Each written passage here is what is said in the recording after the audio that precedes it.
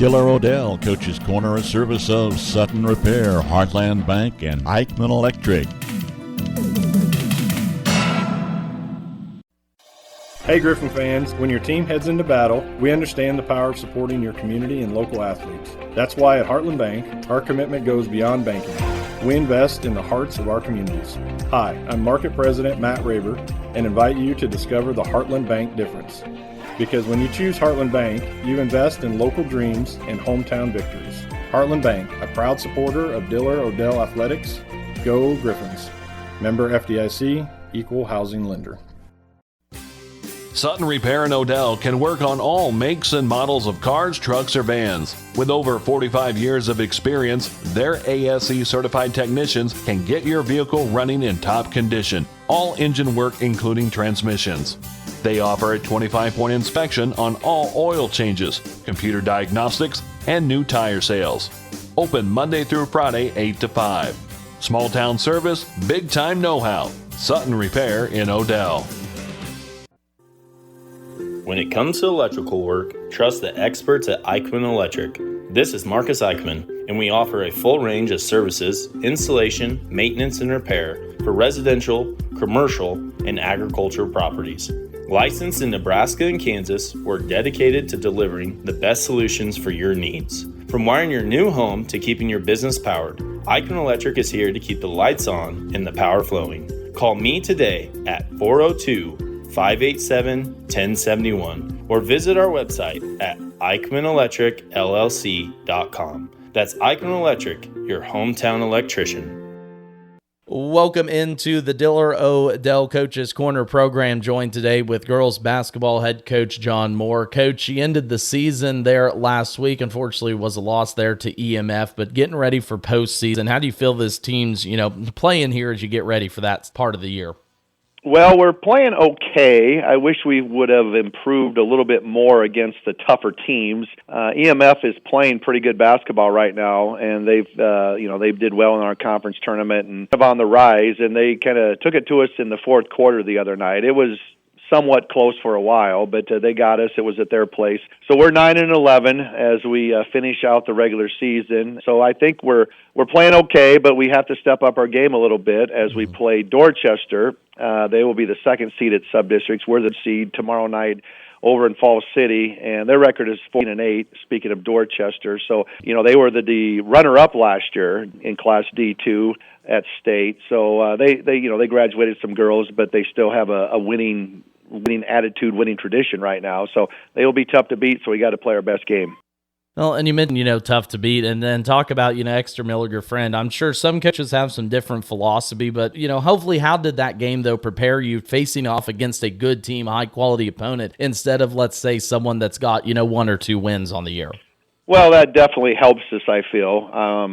They were athletic, talking about EMF, and they got a lot of hands in passing lanes. We had like 28 turnovers on the night, which you can't win basketball games with that. Chester will be, similar, I would think. They got a nice inside post player, and they got some good guards that can shoot. So we'll have our hands full, and hopefully we can score a little bit. We'll win it against a tough man-to-man defense, and so we got to run our offense. So we just got to know where their weapons are, and hopefully we can stay with them and get a win in advance.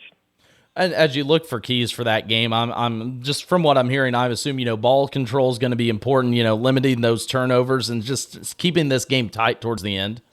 Right. Our two biggest problems this year, I guess you could say, is we've had some good games and some poor games, is against better teams that are good defensively. We turn the ball over, more than we need to. And then our shooting percentage this year has been way down from the last couple years. And again, it might be our personnel. We just don't have the experience or the skills maybe. And so we got to shoot the ball a little bit better than what we have been. We've been, under 30% for a lot of our games, and and that's all shooting, not just threes or anything like that. So hopefully we can put the ball in the basket a little bit tomorrow, and like I said, play some decent defense and have a close game by the fourth quarter and give ourselves a chance to win.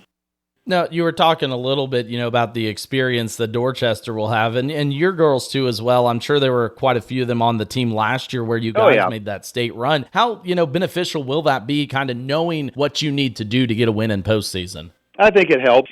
So we're both kind of in the same boat there. Yeah, it definitely helps for sure. It's just that the girls that we have this year were not the main scorers last year, and like I said, that's kind of our bugaboo right now is that we just have a hard time scoring. So, we'll keep playing, and obviously we feel like we got a good scouting report on Dorchester. We, watched some film. We haven't seen them yet this year as far as playing them, but like I said, we'll give it our best shot, and hopefully we limit our mistakes.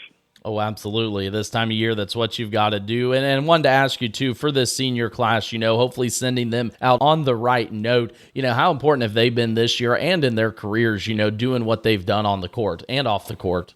Well, we got three of them. Maddie Rosebaugh, she did not go out as a freshman, but she's been a contributor the last 3 years. Had to fight through a couple of injuries, though, over the course of her career. And then Berkeley Beekman and Aiden McKinney, they've been playing since they were freshmen, and they contributed.